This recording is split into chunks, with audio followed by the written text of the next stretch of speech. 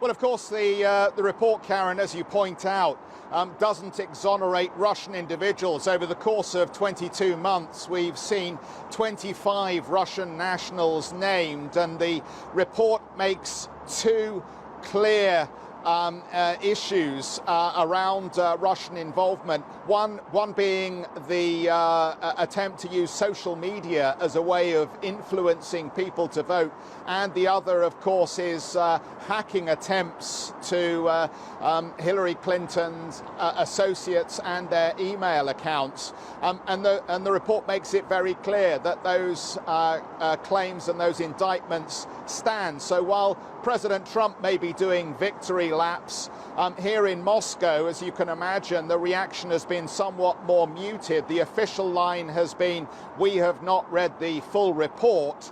The sources telling CNBC from the Kremlin that there is no new news as far as the four-page letter is concerned that we've seen from the Attorney General.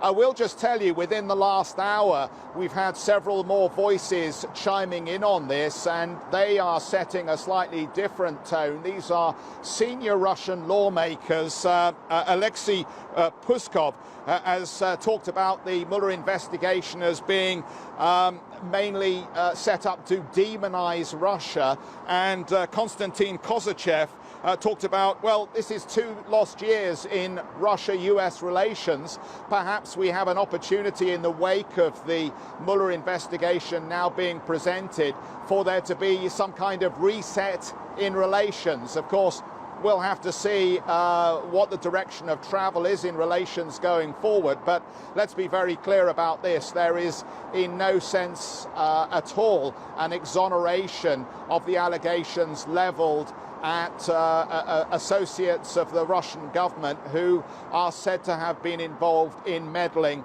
through that 2016 election campaign, Karen.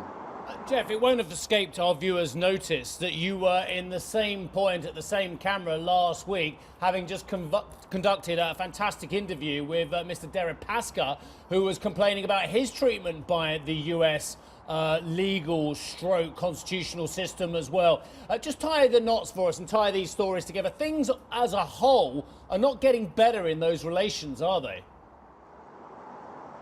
No, they're definitely not, Steve. And I think what you're going to get here over the next few days, I mean, in the absence of the full Mueller report, which would give us more information about the exact accusations, I think what you're going to hear from senior lawmakers and others is an attempt perhaps to commingle the issues of sanctions and the fact that there are no further indictments from the Mueller investigation. And of course that would be wrong, because primarily the sanctions that have been levied have been for a variety of issues post-2014, of course, over Crimea and Ukraine.